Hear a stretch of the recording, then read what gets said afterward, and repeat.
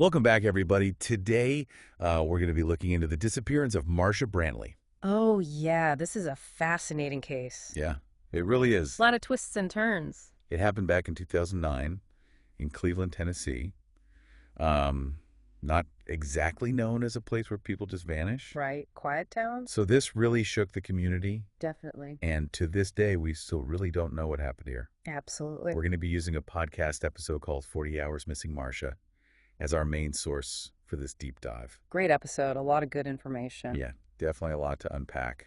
No body, no crime scene. Just a ton of circumstantial evidence. So it's going to be interesting to see if we can piece together what might have happened. Absolutely. All right, so before we get into all the mysterious stuff, let's talk about Marsha. Okay. She was more than just a missing person. She was a daughter, a wife, a writer. She seemed to have a real zest for life. Yeah. I mean, she even taught her dachshund to pray before meals by crossing its paws. Oh, wow. That's adorable. Yeah, it's really cute. But, these details paint a picture of who she was and what her life was like. Right. And that's important in a case like this. Yeah, for sure. We need to understand her world, her personality, her connections. Absolutely. We know she was successful in business, but left to follow her dream of writing young adult novels. Mm-hmm. She even wrote poetry dedicated to her husband, Donnie. Oh, wow. Yeah, and Donnie, he's a big part of the story.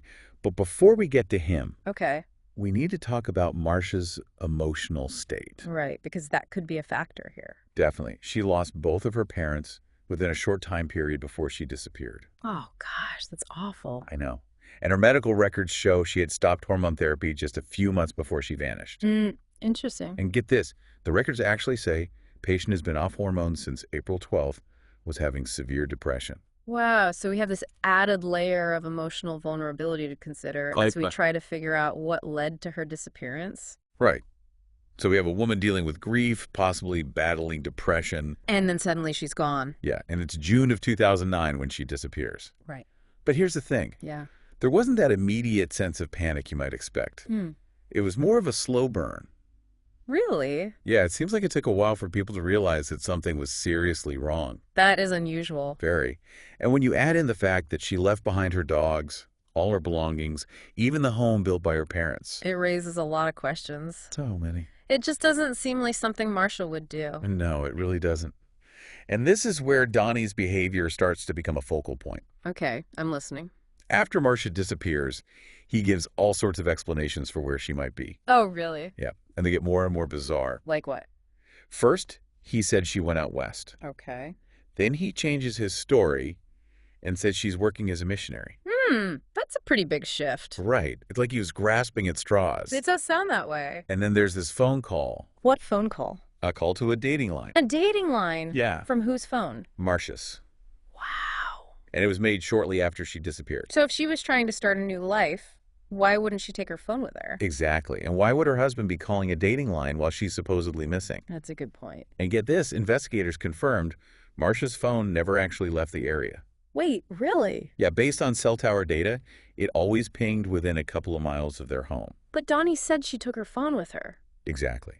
His story just doesn't add up. No, it doesn't. So we have inconsistent stories, suspicious phone activity. And a lot of unanswered questions. A whole lot.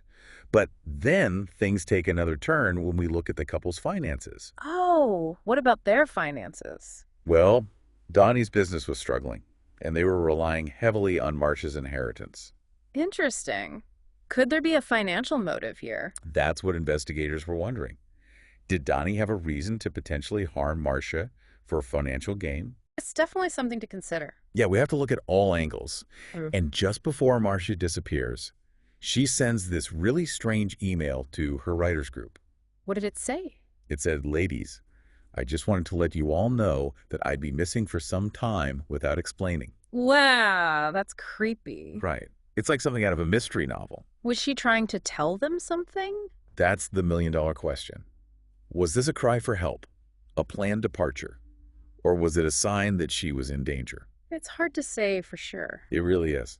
And to make things even more confusing, there are all these different interpretations of the email.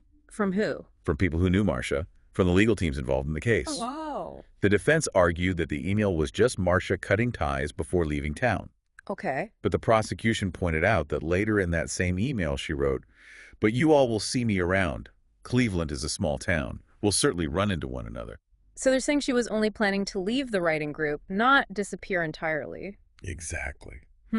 Interesting. So this email adds to the mystery instead of giving us any answers. It definitely complicates things. And then things get even crazier when Donnie is charged with Marsha's murder. He was charged with murder. Yeah, but then he's released because there's no body and no concrete evidence. Oh, wow. And then guess what? The same thing happens again. He's charged and released the second time. Wow, that's wild. What was the prosecutor thinking? Well, he was walking a tightrope. He was afraid of something called a judgment of acquittal.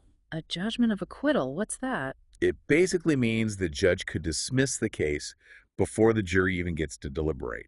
Oh, I see. So the prosecution couldn't risk going to trial without stronger evidence. So they had a lot of circumstantial evidence. A mountain of it. But without a body or a clear crime scene, it was too risky to go to trial. Exactly. And if the judge had issued a judgment of acquittal, yeah, it would be like the case never happened. Oh, wow. And Donnie couldn't be retried even if new evidence came up later. So the prosecutor was stuck. Yeah. Basically. With a lot of evidence, but not enough to guarantee a conviction. Right. Yes. So let's take a step back and focus on Donnie's actions after Marsha vanished. Okay. Because his behavior could be very telling. Right. And one thing that really stood out to me was his demeanor during police questioning. What do you mean?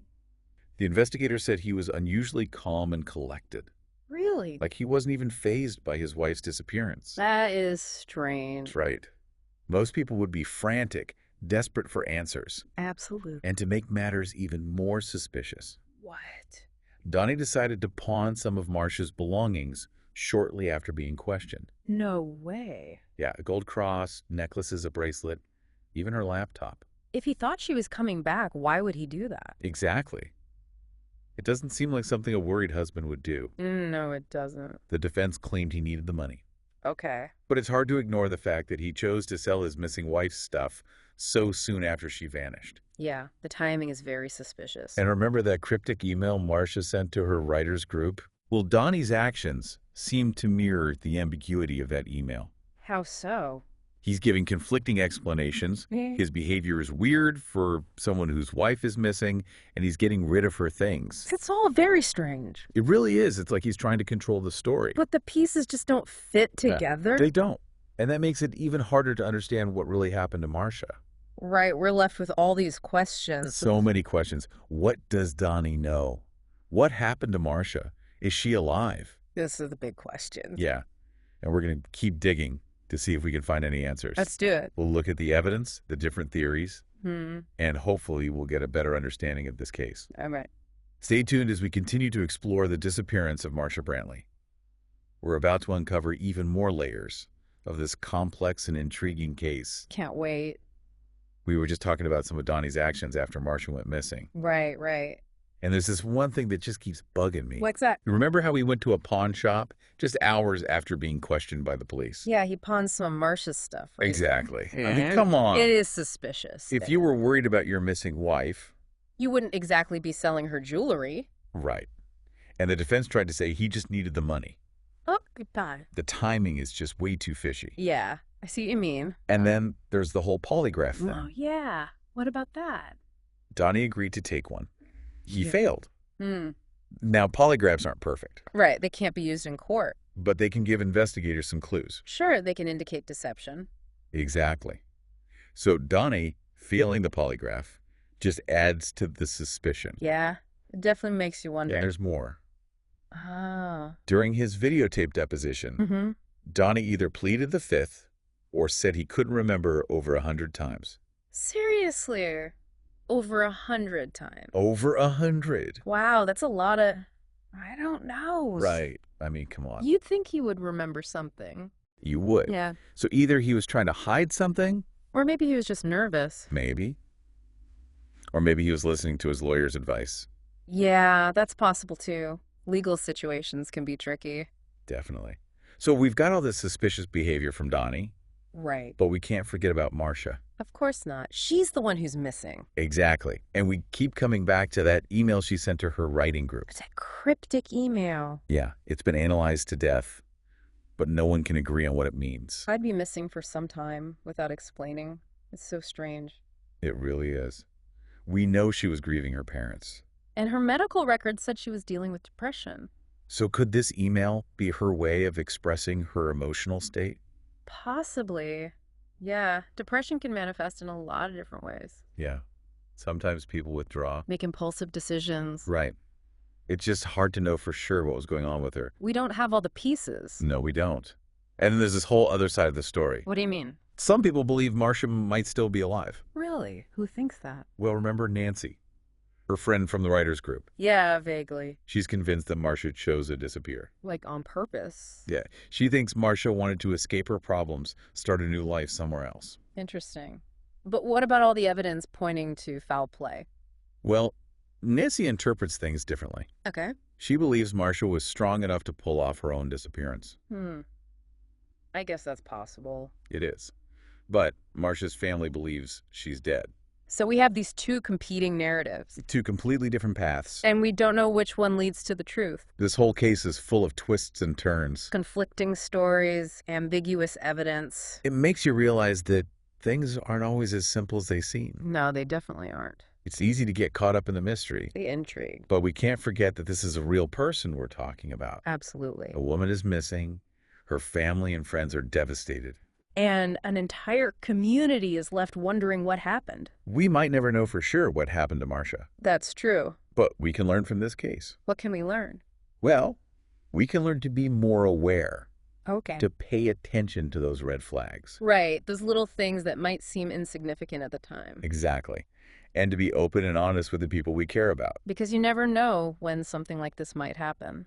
And at the end of the day, yeah, we have to remember that these cases aren't just puzzles to be solved. Right. They involve real people with real lives. And their impact is felt long after the headlines fade away. So true. So as we go into the last part of our deep dive, let's keep that in mind. Keep what in mind? That there's a human element to all of this. Okay. Let's look past the speculation, The sensationalism. and try to understand the complexities of this case and the people it's affected. I like that. Focus on the human story. Exactly. Because even without a definitive ending, we can still learn from Marsha's story. I agree. We can learn about human behavior, about the gray areas of guilt and innocence. And about the mysteries that may never be fully solved. Well said. Stay tuned for the final part of our deep dive into the disappearance of Marsha Brantley. We're going to try to untangle the remaining threads of this case and see if we can shed some light on what might have happened. Sounds good to me. So we've talked about Marsha, we've talked about Donnie. Right, a lot of info to process. Yeah, for sure. But there's one more thing we got to get into. Okay, what's that? The evidence that the prosecution was ready to present. Oh, yeah. If the case had gone to trial. Exactly. Even though it got dismissed, the prosecutor's Steve Crump, he really wanted to make sure people knew what he had found. He wanted to share what he knew. Yeah, he shared a lot of it with the 48 Hours team. Interesting. Yeah, and some of it's pretty damning. Like what? Well, remember those receipts we mentioned? For the welder's toolkit, duct tape, plastic sheeting. Those were strange purchases. Right. The prosecutor believed Donnie bought those things to get rid of Marsha's body. I mean, obviously those things could have innocent explanations. Sure, people use those things for all sorts of reasons. Exactly. But in this context... It's harder to ignore. Right. And then there's the greeting card Donnie supposedly gave to his ex-girlfriend. Wait, what? A greeting card? Yeah, like the day after Marsha disappeared. No way. What did it say? It said, "Hi, girl. Things are better for me now. Call me if you can." Wow, talk about bad timing. Right? Like, who does that? It does make you question his motives. Yeah, and the prosecution saw that as a sign that Donnie was already thinking about moving on. It's not direct proof he was involved. No, but it definitely raises some red flags. For sure. So the prosecution was building their case around all these suspicious actions. The shifting stories, the pawn shop, the polygraph. And now these purchases and this weird greeting card. But they didn't have a body. Nope, no body, no crime scene. That's a big problem for the prosecution. Yeah, it is.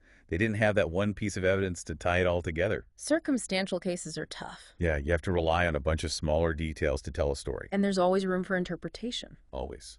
And we got to remember that Donnie says he's innocent. Right. He's never admitted to any wrongdoing. And his daughter, Elise, has been very vocal about defending him. Oh, really? What does she say? She says he's a loving father and grandfather. Okay. And that he would never hurt anyone. So she believes he's innocent. Totally. And, it's important to consider her perspective, too. Absolutely. There are multiple sides to every story. It's like we're looking at this tapestry. A tapestry. Yeah, a tapestry with all these different threads. Okay, I like that.